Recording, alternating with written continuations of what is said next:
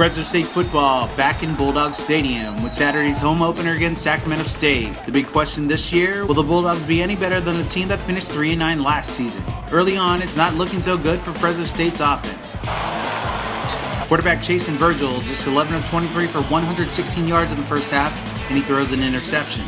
Good thing for the Bulldogs, the defense was in control all night. There's a tap for a loss by linebacker James Bailey. Fresno State would turn to its ground game to get the offense going. Running back Dontel James flipped around on this run. Still, he finished with 121 rushing yards. Then former walk-on DeJounte O'Neal scores the game's first touchdown on an 8-yard run near the end of the first quarter. That gets the Dogtown's approval. But the Bulldogs offense still would stall for much of the next two quarters. And it was happening against an FCS program that a week ago just lost to a Division II team. Keesean Johnson. As the first half expires, Sac State kicks a field goal to cut Fresno State's lead to 10-3 at the break. Fresno State again starts off slow to begin the second half. Virgil gets sacked there. But finally toward the end, Fresno State starts coming alive. There's James with a 17-yard dash into the end zone that awakens the crowd again. A big hit by Brandon Hughes on the kickoff coverage further ignites Fresno State. Fresno State applies a gang sack on the Hornets. Tyquwan Glass makes an interception. Intercepted by Tyquwan Glass. Virgil patiently waits in the pocket before finding Keesean Johnson for a 4-yard touchdown pass.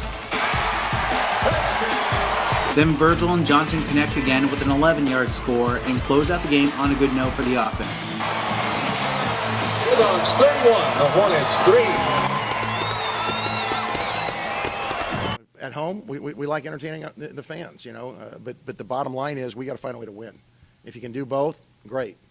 I know early on we didn't execute very well, and that can be very frustrating for coaches as well as the fans, and I get that. We finally got it going late, and like I said, I'm not going to apologize for a win. We'll take the win, but we've got a lot of things to learn from, and we got to get a lot better in our execution. Obviously, we want the win, but, personally for me, I don't feel good. I should have played a lot better. The rest of the offense, they played a really good game. Our receivers made plays late to try to, seal the deal for us. So we're happy for the win, but it's not really the performance that we wanted to have. I feel like everybody just wasn't into the game as much. This wasn't into the game, and then Sac State showed up they can come out and play, and we had to pick it up. No, I didn't feel threatened at all. We just had to go out there, like I said, show what we showed all week in practice, and just execute. Some people would have their head down, but we like, come on, we won. We had a good game, but you can't have your head down right now. We just won our first opener. I was just saying it to myself, like we should be up by a lot right now. Offensively, we're still a work in progress.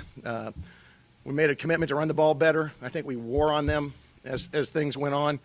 But early on, we struggled to block things well. We got to get things cleaned up. Our defense felt like the game was at hand, but we wanted to, kickstart our offense a little bit. We weren't playing very well, and we got their attention a little bit at halftime. A win's a win. The key is how do you learn from it? Every time you play, whether you win or lose, you're looking, how can we play better? How do we get this team to execute better? And frustration is not the word. During the game, there's probably some frustration, but winning the game, you don't ever apologize for winning the football game. It's too hard to win.